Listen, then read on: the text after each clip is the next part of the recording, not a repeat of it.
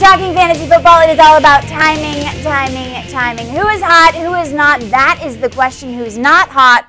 Kurt Warner, Lauren Shahadi, Dave Richard, glad to be with you. Kurt Warner, doesn't he know it's championship time, Dave? He does, but you got to give him credit. If he's not hot, he's ice cold because he's playing in the snow in New England.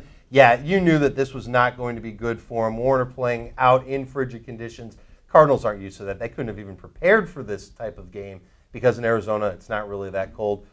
First time since November 4th, 2007 that Kurt Warner hasn't thrown a touchdown in a game. Well, I'm impressed with those stats. Well, you know, that's the day my daughter was born, That's so what I you do. happen to know about these things. All right, you But know all about ultimately, yeah, Kurt Warner needs Anquan Boldin back, and the Cardinals will start their players in their first-string players in their finale against Seattle, so I think Warner bounces back in Week 17. You know, Dave, when you're talking about the Minnesota Vikings, I'm sure when they were thinking about the playoffs, they weren't thinking, what if Adrian Peterson can't hold on to the ball? I'm sure that wasn't in the conversation, but it is now. It is now, and they're definitely going to work on it in the coming days. I'm stunned with the numbers he put up against Atlanta in Week 16. Not very good numbers. A lot of fantasy owners let down here, but still definitely a guy that you've got to look at and consider as a #1 overall pick in 2009, and obviously a must-start in Week 17. And obviously he needs super glue. We need you, AP. Okay, no TDs for TJ. The first time in 9 games Thomas Jones didn't get a touchdown. Yeah, kind of crazy that he didn't do it against Seattle either because Seattle's run defense is bad. There was snow in this game too, but the bottom line is that running backs usually aren't affected by snow. How about this? Only 16 carries in the game. Should have been more than that for Thomas Jones.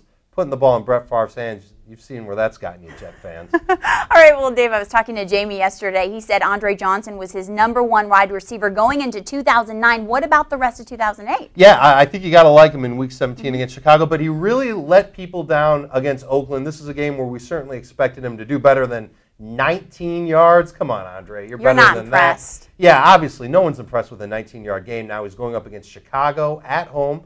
The Bears on a short week after an overtime win against Green Bay.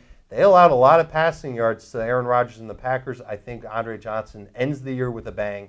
I think the Texans win in Week 17 and beat these Chicago Bears. Okay, does Matt Castle win in Week 17? I can't say enough about his play, his circumstances. How does he play? Yeah, I think he's going to do all right. Buffalo's secondary is good, and he was amazing against Arizona. So I think he's going to keep the momentum going into Week 17. Look for him to continue putting up a lot of passing yards. He's going to be a guy to watch. He's going to be a wild card in fantasy drafts in 2009. Okay, Drew Brees and Peyton Manning, always guys to watch. Tony Dungy said post-game, Peyton is incredible, and he did play incredible. He was incredible in the game, and I hope you enjoyed it out there because in Week 17, you're only going to see him for about half a game because he has nothing to play for. The Colts have nothing to play for.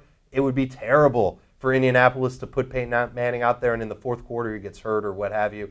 Tennessee's going to do the same thing. That's going to be a really boring game in Week 17 between the Titans and the Colts. You might want to steer clear of all players in that game. Okay, let's talk about some running back. Let's talk about DeAngelo Williams, second half of the season. Hands off. I have dibs on him next season. I'm drafting him. Well, you better have a top 5 pick if you're going to get him next year. But That's DeAngelo Williams, obviously one of 3 stud running backs in that game against the Giants. And we knew that running would have a huge effect in that game. Derek Ward, though, a huge surprise, Lauren. 215 rushing yards in the game. The Panthers could not have an answer for him, and it looks like Ward has the better shot at getting more carries in Week 17. The Giants may opt to rest Brandon Jacobs in that game. The Giants have nothing to play for in Week 17. They've got that #1 seed all wrapped up. Okay, no surprise with Antonio Bryant. He's good. He's playing Oakland. Very good as well. Yeah, I think you've got to let the ball roll on Antonio Bryant. Just been playing so well over the last 3 weeks. He will draw Raiders cornerback Nnamdi Asomugha. We've talked about him a lot this year, and you saw what he did to Andre Johnson last week. But still, you've got to look at Antonio Bryant as a guy with so much potential